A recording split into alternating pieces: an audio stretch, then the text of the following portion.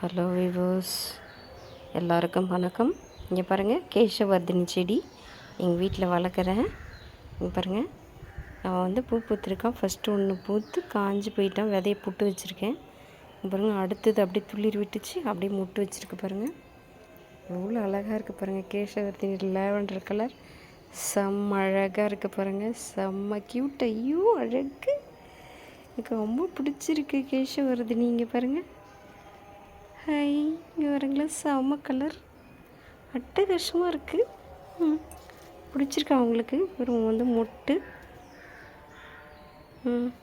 Light திக் கலராக இருக்க பாருங்க. இன்னும் அழகாக இருக்குது பாருங்க, செம்மையாக.